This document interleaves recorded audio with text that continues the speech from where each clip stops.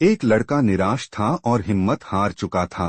तभी एक संत ने उसे समझाया निराशा से कैसे बचना चाहिए। कोरोना महामारी की वजह से पिछले 2.5 साल में काफी लोगों का जीवन पूरी तरह बदल गया है। बहुत से लोगों के अपने घर परिवार के लोग कोरोना की वजह से इस दुनिया में नहीं हैं। कुछ लोगों की नौकरी नहीं रही, किसी का व्यापार खत्म हो गया। अब धीरे धीरे हालात सामान्य हो रहे हैं, लेकिन फिर काफी लोग निराशा का सामना कर रहे हैं। निराशा से कैसे बच सकते हैं, इस संबंध में एक लोक कथा प्रचलित है। कथा में एक लड़का हिम्मत हार गया था और अपने जीवन से ही निराश हो गया था। वह आत्महत्या करना चाहता था, लेकिन तभी उसे एक संत मिले और संत ने उस लड़के की सोच बदल दी। जानिए ये कहानी। एक लड़का घर परिवार और धन संबंधी समस्याओं से लड़ते लड़ते थक गया था। उसकी उम्र ज्यादा नहीं थी, लेकिन वह रोज रोज के विवादों से तंग हो गया था। एक दिन हिम्मत हार कर वह आत्महत्या करने के लिए निकल पड़ा। चलते चलते एक जंगल में पहुंच गया। जंगल में काफी दूर चलने के बाद भी उसका मन शांत नहीं हुआ। जंगल बहुत ही घना था। वहां जंगली जानवरों का भी खतरा था। तभी उसे एक छोटी सी झोपड़ी दिखाई दी। लड़के ने सोचा कि इस घने जंगल में झोपड़ी बनाकर कौन रह रहा है। अपनी जिज्ञासा शांत करने के लिए वह लड़का झोपड़ी की ओर बढ़ने लगा। झोपड़ी के पास पहुंचा तो उसे एक संत दिखाई दिए।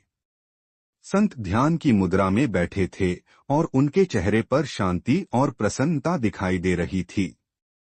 लड़का संत के पास ही बैठ गया। संत ने लड़के को देखा तो उसका परिचय पूछा। लड़के ने कहा कि वह अपने जीवन में परेशान हो गया है और मरना चाहता है। इसीलिए इस जंगल में आया हूं ताकि किसी तरह से मैं अपना जीवन खत्म कर सकूं। संत ने लड़के की बातें सुनी और समझ गए कि कम उम्र में मिले तनाव के कारण ये बहुत ज्यादा निराश हो गया है।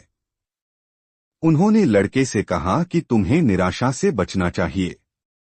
समस्याएं तो आती जाती रहेंगी। समय एक सा नहीं रहता है। संत ने लड़के को समझाने के लिए एक कथा सुनानी शुरू की। संत बोले, एक छोटे बच्चे ने एक दिन अपने घर में बांस का और एक कैक्टस का पौधा अपने घर के आंगन में लगाया। उसका बागवानी का नया नया शौक था।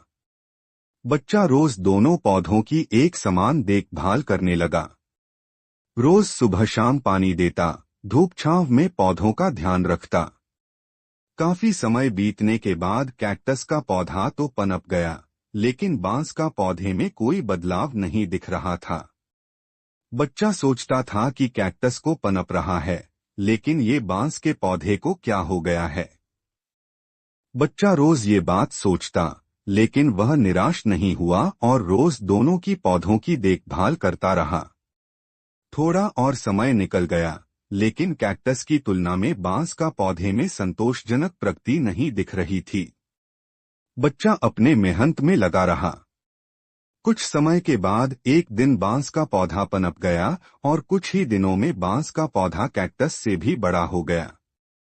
संत ने उस निराश लड़के से आगे कहा कि बांस का पौधा पहले तो अपनी जड़ें मजबूत कर रहा था, इसलिए उसे पनपने में समय लगा, लेकिन वह बच्चा भी अपनी कोशिशों में पीछे नहीं हटा, निराश नहीं हुआ। हमें भी अपने जीवन में 2 बातें ध्यान रखनी चाहिए।